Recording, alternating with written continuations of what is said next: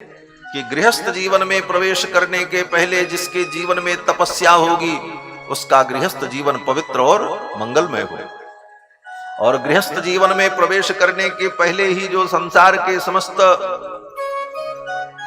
सुख भोगादि को भोग चुका होगा वह व्यक्ति गृहस्थ जीवन में प्रवेश करके और भी नरकमय जीवन व्यतीत करेगा, उसके जीवन में कोई पवित्रता और उन्नति नहीं होगी। इसलिए गृहस्थ जीवन में प्रवेश करने के पहले जीवन में तप करना चाहिए। इसीलिए शास्त्र कहता है कि गृहस्थ जीवन में जाने के पहले जो अवस्था है उस अवस्था का नाम है ब्रह्मचर्य अवस्था। यह एक आश्रम है। गृहस्थ आश्रम में जाने के पहले जो आश्रम है उस आश्रम का नाम ब्रह्मचर्य आश्रम। 25 वर्ष तक ब्रह्मचर्य आश्रम में रहकर व्रत और नियम का पालन करते हुए, ब्रह्मचर्य व्रत का पालन करते हुए, वेद शास्त्र का, धर्म शास्त्र का अध्ययन करके जीवन के रहस्यों को व्यक्ति जब जान लेता है तब जब गृहस्थ जीवन में प्रवेश करता है तो उसका गृहस्थ जीवन परम पवित्र और धर्ममय होता है।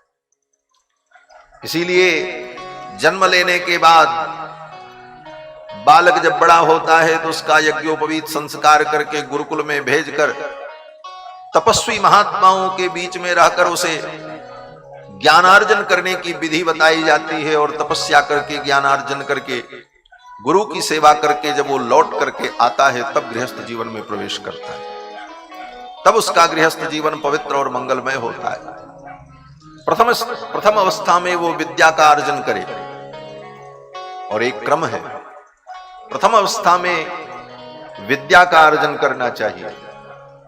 दूसरी अवस्था में धनार्जन करना चाहिए, और तीसरी अवस्था में धर्मार्जन करना चाहिए। इस क्रम से व्यक्ति ने अपने जीवन में काम नहीं किया तो उसका कोई भी काम सफल नहीं होगा। शास्त्र कहता है कि प्रथमेनार्जिता विद्या, जिसने प्रथम अवस्था में विद्यार्जन नहीं किया, द्वितीयेनार्जितम धनम, द्वितीय अवस्था में जिसने धनार्जन नहीं किया, तृतीये न तपस्तप्तम, और तीसरी अवस्था में जिसने तपस्या नहीं की, तो चतुर्थे किम करिष्यति, वो चौथी अवस्था में क्या करेगा, अर्थात कुछ नहीं करेगा, वो किसी काम लायक नहीं रहेगा। चौथी अवस्था आने पर तो केवल अपने जीवन का रोना ही रोता रहेगा, उसके जीवन में कुछ होने वाला नहीं। तो गृहस्थ जीवन में प्रवेश करने के पहले हमारा जीवन पवित्र और तपमय हो, तब जब हम गृहस्थ जीवन में जाते हैं तो गृहस्थ जीवन सुमंगल होता है। ऐसे गृहस्थ के घर में भगवान और भगवान के भक्तों का अवतार होता है। भगवान कहां अवतार लेते हैं? किसी सन्यासी के घर थोड़ी अवतार लेते हैं, किसी ब्रह्मचारी के घर भगवान का अवतार थोड़ी होता है। भगवान कहीं आकाश से थोड़ी टपकते हैं, भगवान भी किसी गृहस्थ के घर ही पैदा होते हैं। भगवान श्री राम कहां पैदा हुए? श्री दशरथ जी महाराज के घर में, ऐसे महान गृहस्थ के घर में प्रकट हुए। कृष्ण भगवान कहां प्रकट हुए? बोले वसुदेव जी महाराज के। तो भगवान जब भी प्रकट होंगे तो किसी गृहस्थ के घर में ही प्रकट होंगे। और भगवान के बड़े बड़े भक्त, महान भक्त, शंकराचार्य, रामानुजाचार्य, रामानंदाचार्य, सुखदेव भगवान, वेदव्यास जैसे महापुरुष कहां प्रकट होंगे? बोले किसी गृहस्थ के घर में ही प्रकट होंगे। तो इस संसार में भगवान प्रकट हो और भगवान के भक्त अवतार लें, इसके लिए क्या करना होगा? बोले गृहस्थ जीवन जब पवित्र होगा, मंगलमय होगा, गृहस्थों का धर्म सुव्यवस्थित होगा, तभी ऐसे पवित्र गृहस्थों के घर में भगवान का और भगवान के भक्तों का अवतार होगा। इसीलिए गृहस्थ धर्म को सर्वश्रेष्ठ धर्म कहा गया। गृहस्थ धर्म में रहकर शास्त्र के समस्त नियमों का पालन करने के लिए व्यक्ति को कटिबद्ध रहना चाहिए। श्री महर्षि कर्दम ने भगवान से यही प्रार्थना की कि हे प्रभु, आप कृपा करो मेरा विवाह हो जाए। समान शीलाम गृहमेध धेनुम समान गुण धर्म वाली पत्नी मुझे प्राप्त हो। मैं आपके चरणों में प्रणाम करता हूं। आप अपने भक्तों की कामनाओं को पूर्ण करने वाले मेघ हो। नमाम्य भीक्षणम नमनीय पाद सरोजमल्पीयसि काम वर्षम। अपने भक्तों की कामनाओं को पूर्ण करने वाले आप भक्त वांछा कल्पतरु हो। कामनाओं की आप वर्षा करने वाले मेघ हो। आप कृपा करो मेरी भी ये कामना पूर्ण हो। भगवान मुस्कुराने लगे और भगवान ने कहा, गरुड़ पर बैठ करके भगवान आए थे। सुपर्ण पक्षो परिरोचमान प्रेम स्मितोद्वीक्ष विभद्रभू। गरुड़ पर बैठे बैठे भगवान मुस्कुराते हुए प्रेम स्मितोद्वीक्षण बिभ्रमद्भ्रू। स्मित, स्मित माने थोड़ी मुस्कुराहट, थोड़ा मुस्कुराते हुए अपने नेत्रों के कटाक्ष से श्री महर्षि कर्दम को देखते हुए भगवान नारायण ने कहा कि विदित्वा तव चैत्यम में पुरैव समयोजित। आपके चित्त के भाव को मैंने पहले ही जान लिया। आप क्या चाहते हैं। विदित्वा तव चैत्यम में पुरैव समयोजित, और पहले ही मैंने इसकी योजना बना दी। महर्षि कर्दम ने कहा, क्या योजना बनाई। भगवान ने कहा, आप यहीं अपनी कुटिया में बैठ करके भजन करो। परसों श्री मनु जी महाराज आएंगे अपनी बेटी देवहूति को लेकर के, और यहीं आकर के विवाह का प्रस्ताव करेंगे। आप स्वीकार कर लेना, घर बैठे ब्याह हो जाएगा, कहीं जाने की जरूरत नहीं। आयास्यति दिक्षुस्त्वाम परश्वो धर्म कोविदः। कब बोले परसों, बस एक दिन की आप प्रतीक्षा करो। आयास्यति दिक्षुस्त्वाम परश्वो धर्म कोविदः। परसों श्री मनु जी महाराज अपनी बेटी देवहूति को लेकर के आएंगे और विवाह का प्रस्ताव करेंगे। आप स्वीकार कर लेंगे, और विवाह करने के बाद आपको 9 कन्याओं की प्राप्ति होगी, 9 बेटियां उत्पन्न होंगी। 9 बेटियों के बाद पुत्र की प्राप्ति होगी, और वो पुत्र कोई और नहीं होगा, मैं ही आपका पुत्र बनकर के आऊंगा। तव क्षेत्रे देवहूत्याम प्रणयिष्ये तत्व संहिताम। आपके पुत्र के रूप में आकर के मैं सांख्य शास्त्र का प्रणयन करूंगा। आप यहीं पर प्रतीक्षा करें। श्री मनु जी महाराज अपनी बेटी को लेकर के आएंगे और वो विवाह का प्रस्ताव करेंगे। आप स्वीकार कर लें। ये सब कह करके बता करके भगवान अंतर्धान हो गए। महर्षि कर्दम अपनी कुटिया में ही प्रतीक्षा करते रहे। एक दिन बीता, दूसरे दिन श्री मनु जी महाराज अपनी बेटी देवहूति को लेकर अपनी पत्नी शतरूपा के साथ में महर्षि कर्दम के आश्रम में आए और कर्दम की पूजा की, वंदन किया और कहा, हे मुनिवर, मैं अपनी बेटी देवहूति का आपको कन्यादान करना चाहता हूं। आप इसे स्वीकार करो, क्योंकि मेरी बेटी ने देवर्षि नारद के द्वारा आपके गुणों को सुनकर के आपको अपना पति मान लिया है। आप मेरी कन्या का वर्ण कर ले, मेरी कन्या को स्वीकार कर ले। आप इसका तिरस्कार न करें। संसार की कोई वस्तु, संसार की कामनाएं स्वयं उद्यत होकर के अगर प्राप्त हो रही हैं तो उसका तिरस्कार नहीं करना चाहिए। मनु जी महाराज कहते हैं, उद्यतस्य ही कामस्य प्रतिवादो न शस्यते। स्वयं उद्यत होकर के जो वस्तु प्राप्त हो रही है उसका प्रतिवाद नहीं करना चाहिए, उसका तिरस्कार नहीं करना चाहिए। अपि निर्मुक्त संगस्य काम रक्तस्य किम पुनः। अगर वो निर्मुक्त है, उसे उस वस्तु की आवश्यकता नहीं है, फिर भी उसे उसका त्याग नहीं करना चाहिए। काम रक्तस्य किम पुनः, और उसके अंदर उस वस्तु की कामना पहले से ही विद्यमान है, तो फिर क्या बात है, फिर तो उसके अनुकूल ही कार्य हो रहा है। ये सब बातें कह करके मनु जी महाराज ने कर्दम महर्षि को आश्वस्त किया और अपनी बेटी देवहूति का कन्यादान कर दिया। कन्यादान स्वीकार करके महर्षि कर्दम ने देवहूति के साथ पाणी ग्रहण किया, विवाह किया। फिर तो श्री मनु जी महाराज अपनी पत्नी शत्रुपा को लेकर वहां से विदा हो गए, बेटी को कर्दम जी के आश्रम में छोड़ दिया। मनु जी महाराज की बेटी देवहूति कर्दम महर्षि के आश्रम में रहने लगी और अपने पति की सेवा करने लगी। श्री मैत्रेय जी महाराज कहते हैं, विदुर पितृभ्याम प्रस्थिते साध्वी पतिमिंगित कोविदा। पितृभ्याम प्रस्थिते साध्वी, माता पिता के चले जाने के बाद साध्वी देवहूति अपने पति महर्षि कर्दम की सेवा करने लगी। किस प्रकार सेवा करती हैं? मैत्रेय जी महाराज कहते हैं कि पतिमिंगित कोविदा, अपने पति के इशारे को समझकर, उनके मनोभाव को समझकर,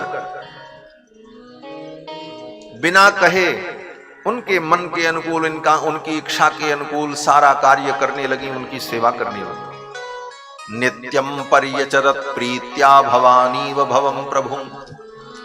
जिस प्रकार से भवानी भगवान शंकर की सेवा करती हैं, उसी प्रकार देवहूति महर्षि कर्दम की सेवा करने लगी।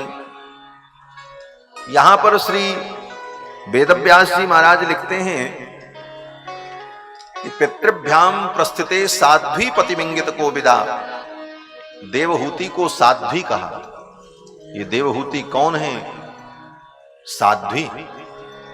साध्वी किसे कहते हैं? बोले साध्वी उस स्त्री को कहते हैं जो स्त्री पतिव्रता हो और अपने पति की सेवा करती हो, पति के चरणों में रहती हो, उस स्त्री को साध्वी कहते हैं। आजकल तो साध्वी का मतलब लोग समझते हैं कि जो घर छोड़ करके लाल पीला कपड़ा पहन करके सन्यासिनी बन करके डोलती है, उसको लोग साध्वी कहते हैं। लेकिन साध्वी उस स्त्री को कहा जाता है जो पतिपरायणा होकर पति के चरणों में रहकर सेवा करती है। पितृभ्याम प्रस्थिते साध्वी पतिमिंगित कोविदा। और यही नारी का परम धर्म है। स्त्री के लिए शास्त्र में कहीं संन्यास लेने का विधान नहीं है। ये तो कलयुग में भ्रष्टाचार का आलम है कि स्त्रियां भी घर छोड़ करके लाल पीले कपड़े पहनकर हरिद्वार और ऋषिकेश में घूम रही हैं सन्यासिनी बनकर, लेकिन ये शास्त्र सम्मत नहीं है। स्त्री के लिए सन्यास धर्म नहीं है। सन्यास धर्म केवल पुरुषों के लिए। स्त्री को तो विवाह करके गृहस्थ जीवन में रहना ही परम धर्म कहा गया। जिस स्त्री का विवाह संस्कार नहीं हुआ और अविवाहित जीवन जिस स्त्री ने स्वीकार किया कि हम विवाह नहीं करेंगे, अविवाहित ही रहेंगे, ऐसी स्त्री संस्कारहीन मानी जाती, उसका संस्कार पूर्ण नहीं हुआ। क्योंकि विवाह संस्कार ही स्त्री का सबसे बड़ा संस्कार है। अगर स्त्री का विवाह नहीं हुआ तो उसका संस्कार अपूर्ण है। श्री मनु जी महाराज कहते हैं कि वैवाहिको विधि स्त्रीणाम संस्कारो वैदिक स्मृतः। श्री मनु जी महाराज कहते हैं कि स्त्री का वैवाहिक संस्कार ही सबसे बड़ा वैदिक संस्कार है। अगर वैवाहिक संस्कार उसका नहीं हुआ तो वो संस्कार हीना हो गई, उसके संस्कार पूर्ण नहीं हुए। पति सेवा गुरु वासो। पति की सेवा करना यही उसके लिए गुरुकुल का वास है। और गृहार्थो अग्नि परिक्रिया, और घर में रहकर पति की गृहस्थी को, उसके परिवार को संभालना यही उसका सबसे बड़ा यज्ञ है।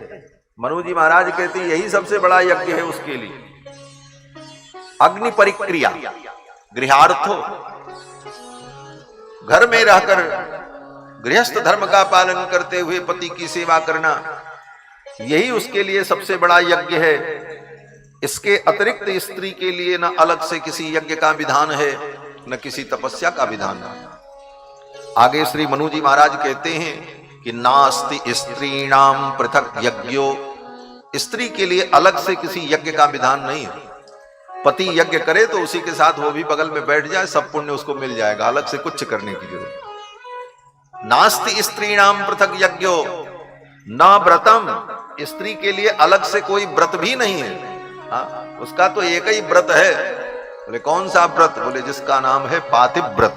उस व्रत का ही वो पालन करे, उससे बड़ा कोई व्रत ही नहीं है उसकी। ये सब मनु जी के वाक्य है। हमारा महान धर्मशास्त्र मनुस्मृति, जिस मनुस्मृति के आधार पर ही सनातन धर्म के सारे निर्णय लिए जाते हैं, वे श्री मनु जी महाराज कह रहे हैं कि नास्त स्त्रीणाम पृथक यज्ञो, स्त्री के लिए पृथक कोई यज्ञ नहीं है। न व्रतम नाप्युपोषणम, स्त्री के लिए अलग से किसी उपवास का भी विधान नहीं, उसका तो एक ही धर्म है। क्या धर्म है? बोले देवहूति की बेटी जो अनसुईया हैं वो बता रही हैं। और किसको बता रही हैं? बोले सीता जी को बता रही हैं। एक ही धर्म एक व्रत ने मां, काय वचन मन पति पद प्रेमा। एक ही धर्म एक व्रत ने मां, काय वचन मन पति पद प्रेमा। काय वचन मन पति पद प्रेमा। काय वचन मन पति पद प्रेमा।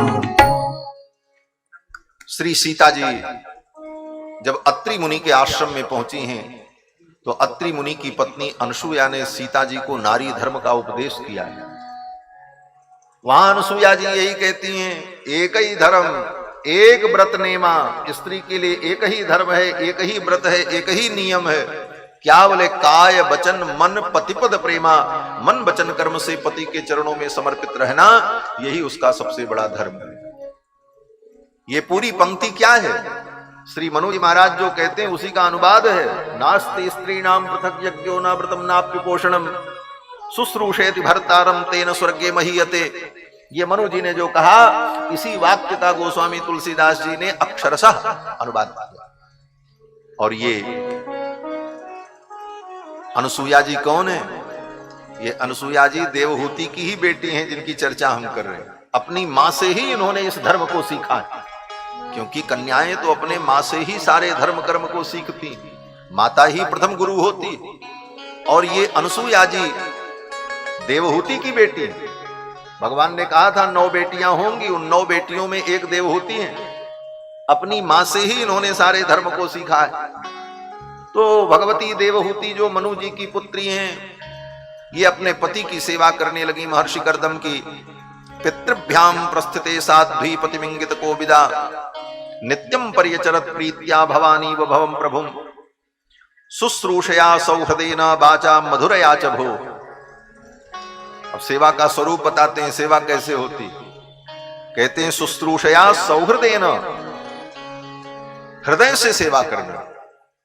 सेवा 2 प्रकार की होती। एक तो सेवा होती है औपचारिक, समय से सारा काम कर देना लेकिन दिल से कोई लगाव नहीं, जिम्मेदारी समझ करके, काम समझ करके, समय से भोजन दे दो, समय से पानी दे दो, समय से सारा काम कर दो।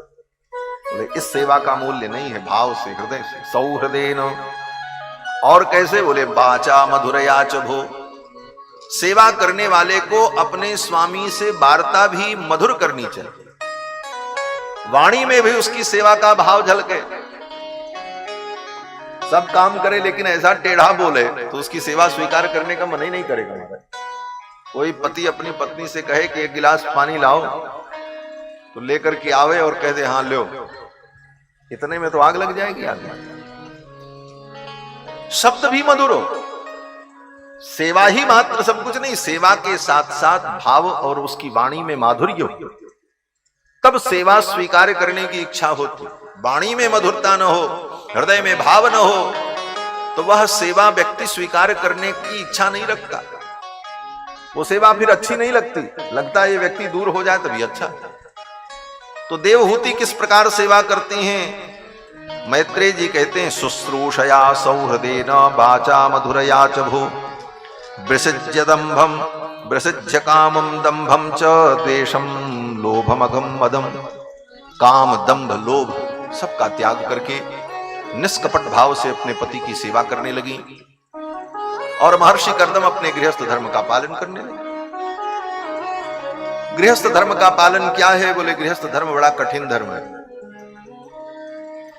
गृहस्थ होना सरल है, लेकिन गृहस्थ धर्म का पालन करना बड़ा कठिन है। गृहस्थ होने में तो क्या लगता है, घोड़ा पर बैठ के जाओ, बैंड बाजा बजे, ब्याह कर लो, चले आओ, हो गए गृहस्थ।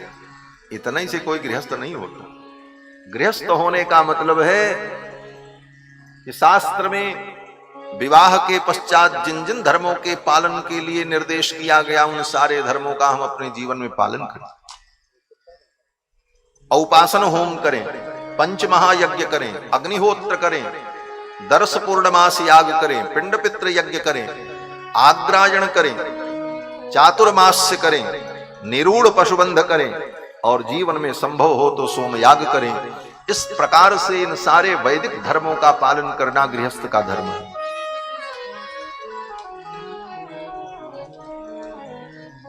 महर्षि कर्दम ने विवाह करने के बाद इन सारे धर्मों का पालन किया।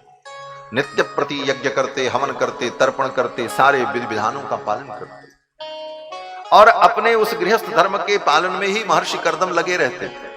फुर्सत ही नहीं मिलती थी, सवेरे से शाम तक सारे नियमों का पालन। और दिन बीत जाता, सायंकाल फिर विश्राम करते, सवेरे से उठ करके फिर वही दिनचर्या प्रारंभ हो जाता।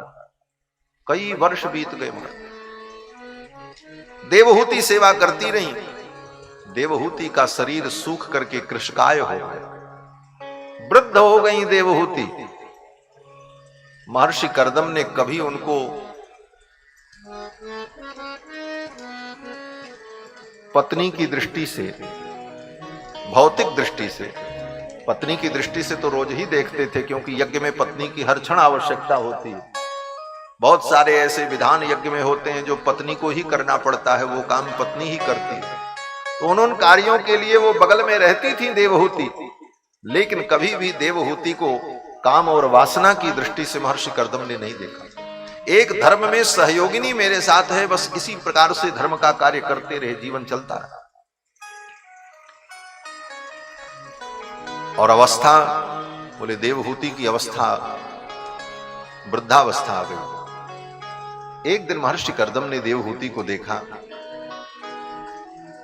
और कहा, देवी आपने मेरी बहुत सेवा की। तुष्टोऽहमद्य तव मानविमानदायाः शुश्रूषया परमया परया च भक्त्या। हे मानवी, मनु की बेटी मानवी, तुम्हारी श्रद्धा से, तुम्हारी शुश्रूषा से मैं प्रसन्न हूं, वरदान मांगो, क्या चाहिए? तो देवहूति ने अपने पति महर्षि कर्दम से कहा कि यस्तेभ्यदायि समयः सकृतंग संगो भूयात् गरीयसि गुण प्रसव सतीनाम। हे भगवान, आप यही कृपा करो कि मुझे संतान की प्राप्ति हो, पुत्र की प्राप्ति हो।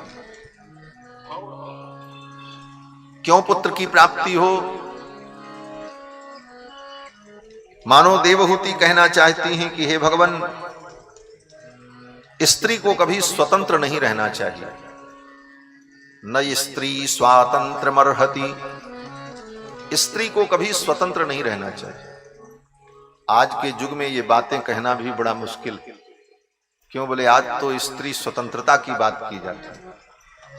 नारी सशक्तिकरण जैसे शब्द समाज में आए, लेकिन हम तो यहां शास्त्र की व्याख्या कर रहे हैं, इसलिए शास्त्र सम्मत बात कहना हमारा दायित्व है। स्त्री के लिए शास्त्र ने कहा स्त्री को कभी स्वतंत्र नहीं रहना चाहिए। इसका मतलब ये नहीं है कि स्त्री को रस्सी में बांध के रखा जाए, घर में बंद करके रखा जाए, ये तात्पर्य नहीं है। यहां तात्पर्य ये है कि स्त्री किसी न किसी के संरक्षण में रहे, उसे संरक्षण की जरूरत है। नारी अबला है, अगर उसे संरक्षण नहीं मिलेगा तो नारी के साथ कोई भी अन्याय हो सकता है, समाज में कोई भी उपद्रव खड़ा हो सकता है। इसलिए नारी को सदा पुरुष के संरक्षण की आवश्यकता है, नहीं तो नारी के ऊपर अनेक अत्याचार होंगे और नारी का जीवन नरकमय बन जाएगा। इसलिए शास्त्र ने कहा कि नारी को कभी स्वतंत्र नहीं रहना चाहिए। जब तक वो कन्या हो तब तक वो पिता के संरक्षण में रहे। पिता के द्वारा उसका भरण पोषण हो, उसका संरक्षण हो। पिता के देखरेख में वो रहेगी तो उसके जीवन में कोई आपत्ति विपत्ति नहीं आएगी। युवावस्था आने पर वो पति के संरक्षण में रहे, पति उसकी रक्षा करेगा।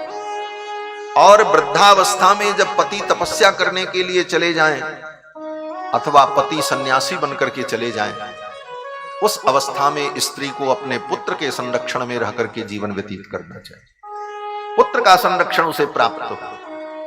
इस प्रकार नारी का जीवन सुरक्षित रहता है।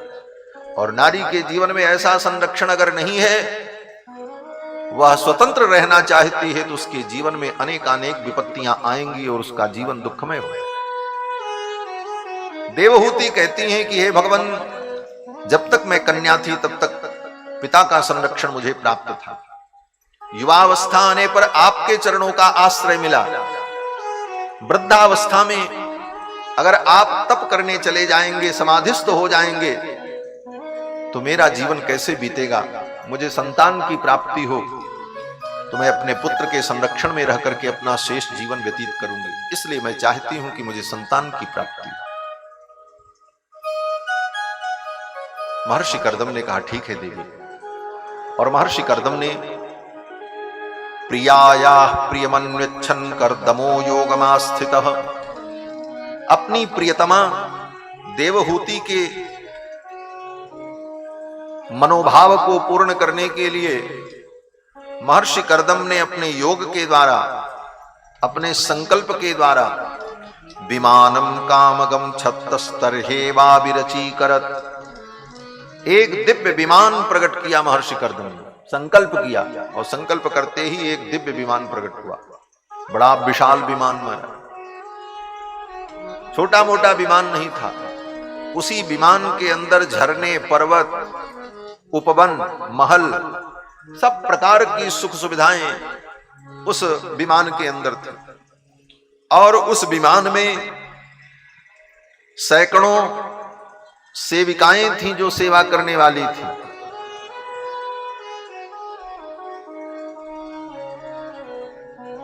परिचारिकाएं थीं सेवा करने वाली विमान में, और एक दो नहीं थी, सैकड़ों थी। आज जो कुछ सृष्टि में हो रहा कुछ नया नहीं, सब पुराना ही। आज भी विमान में एयर होस्टेस होती, पहले भी होती। भागवत में लिखा 5000 वर्ष पहले वेदव्यास जी महाराज ने लिखा कि उस विमान में एक दो नहीं, सैकड़ों परिचारिकाएं थी सेवा करने वाली। और उन परिचारिकाओं ने महर्षि कर्दम को और देवहूति को बिंदु सरोवर में स्नान कराया। बिंदु सरोवर में स्नान करते ही देवहूति का शरीर दिव्य हो गया। वो 18 वर्ष की युवती हो गई। और महर्षि कर्दम 24 वर्ष के कुमार हो गए। और फिर उन परिचारिकाओं ने विविध प्रकार से उनका श्रृंगार किया।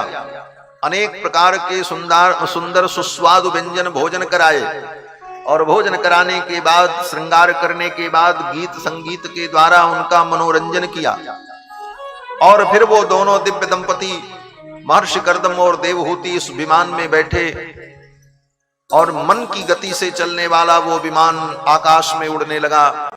और उसी विमान में बैठे हुए समस्त प्रकार की सुख सुविधाओं का उपभोग करते हुए 100 वर्षों तक महर्षि कर्दम अपनी पत्नी देवहूति के साथ अंतरिक्ष में भ्रमण करते रहे।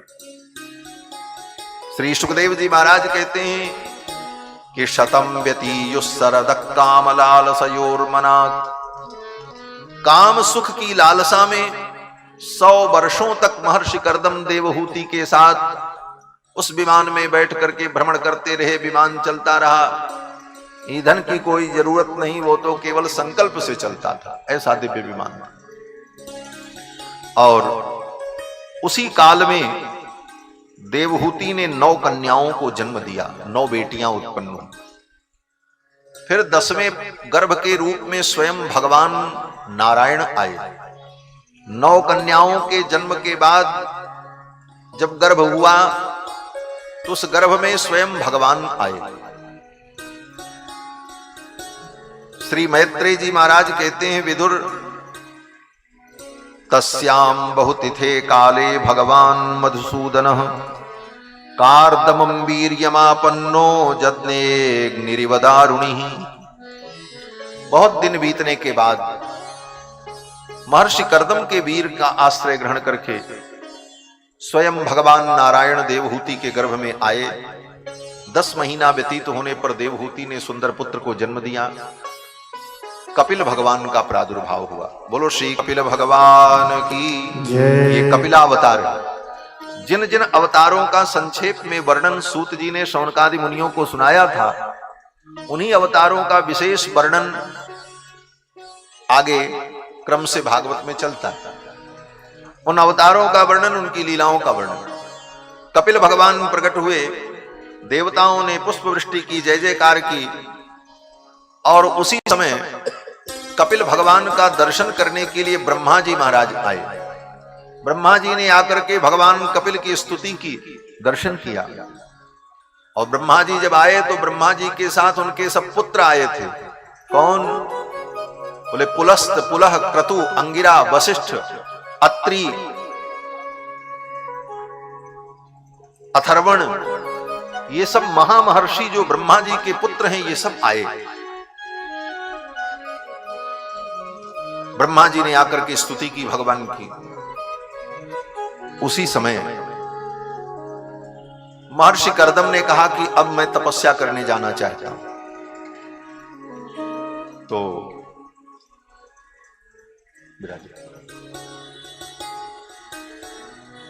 महर्षि कर्दम ने कहा मैं तपस्या करने जाना चाहता हूं। तो देवहूति ने कहा महाराज आप तपस्या करने जाओ, मैं आपको रोकूंगी नहीं, लेकिन ये 9 बेटियां जो घर में बैठी, इनका ब्याह कौन करेगा? इनका विवाह कर दो तब आप जाओ तपस्या करने, में आपको नहीं रोकूंगी।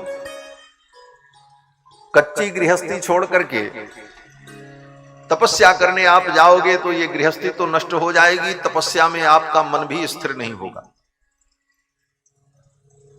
ये बात अलग है कि उत्कृष्ट वैराग्य हो, उत्कट वैराग्य हो, अत्यंत दृढ़ वैराग्य हो, ऐसी स्थिति में कोई कर्तव्य शेष नहीं बचता है। वो सब कुछ छोड़ करके चला जाए, उसके लिए कोई कर्तव्य नहीं। सर्वम त्यक्त्वा हरिम भजेत, सबको छोड़ करके भगवान का भजन करना चाहिए। सिद्धांत यदहरेव विरजेत तदहरेव परव्रजेत। श्रुति कहती है, वेद कहता है कि अगर उत्कृष्ट वैराग्य है, दृढ़ वैराग्य है, तो सब छोड़ करके जब चाहो तब चले जाओ भजन करने के लिए। कोई किसी के लिए कर्तव्य नहीं है। सबसे बड़ा कर्तव्य जीव का है भगवान का भजन करना। लेकिन फिर भी संसार तो व्यवहार से चलता है, संसार का व्यवहार संसार के ढंग से चलता है। महर्षि कर्दम ने कहा हम तो तपस्या करने जाएंगे। देवहूति ने कहा ये 9 बेटियां, इनका विवाह कौन करेगा? इनका आप विवाह कर दो, फिर जाओ तपस्या करने। महर्षि कर्दम सोचने लगे 9 बेटियों का विवाह मैं कैसे करूं, कहां करूं? ब्रह्मा जी आए थे, ब्रह्मा जी के साथ ब्रह्मा जी के पुत्र भी सब थे। ब्रह्मा जी ने इशारा कर दिया, ब्रह्मा जी ने कहा कहां खोजने जाओगे, जितने मेरे बेटे हैं इन्हें ब्याह कर दो, एक एक बेटियों का। हाँ, पुलस्त, पुलह, क्रतु, अंगिरा, वशिष्ठ, ये जो महामुनि लोग थे, अथर्वण, और इन्हीं महर्षियों के साथ महर्षि कर्दम ने अपनी 9 बेटियों का विवाह कर दिया। ब्रह्मा जी के साथ 10 लोग आए थे। दशमस्तत्र नारदः, 10वें नारद जी थे। ब्रह्मा जी ने कहा इन्हीं के साथ विवाह कर दो, लेकिन गड़बड़ ये हो गया कि बेटियां 9 थीं और ब्रह्मा जी के पुत्र 10 थे, तो बच गए, नारद जी रह गए। इसलिए नारद जी का आज तक ब्याह नहीं हुआ। बाकी 9 का तो हो गया।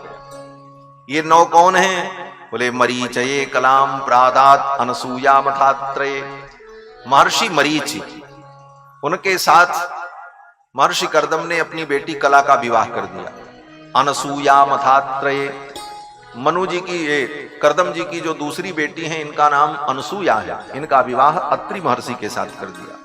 श्रद्धा मंगिरसे यच्छत, अंगिरा नाम के जो महर्षि थे उनके साथ श्रद्धा नाम की बेटी का विवाह कर दिया।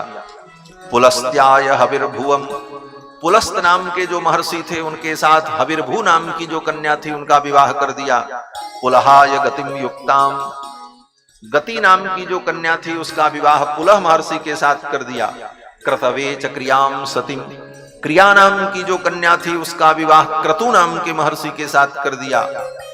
ख्यातिम च भृगवे यच्छत, ख्याति नाम की जो कन्या थी उनका विवाह भृगु जी के साथ कर दिया। और शांति नाम की जो कन्या थी उनका विवाह अथर्वण महर्षि के साथ कर दिया। और अरुंधति नाम की जो कन्या थी उनका विवाह वशिष्ठ जी के साथ कर दिया। इस प्रकार से श्री महर्षि कर्दम ने अपनी 9 बेटियों का विवाह ब्रह्मा जी के पुत्रों के साथ, महर्षियों के साथ कर दिया। उन्हीं महर्षियों से जो वंश का विस्तार हुआ, उन्हीं से ब्राह्मणों के वंश का विस्तार हुआ। ये ब्राह्मणों के जो वंश हैं ये सब महर्षि कर्दम की बेटी जो ब्याही गई ब्रह्मा जी के पुत्रों के साथ, उनसे जो वंश की वृद्धि हुई, सृष्टि आगे बढ़ी, उसी सृष्टि में ब्राह्मणों के वंश का विस्तार हुआ। और फिर महर्षि कर्दम ने अपने पुत्र कपिल को प्रणाम किया, कपिल भगवान की परिक्रमा की। दक्षिणी कृत्यतम प्रीतो वनमेव जगामह, अपने पुत्र कपिल की परिक्रमा करके महर्षि कर्दम तपस्या करने के लिए जाने लगे।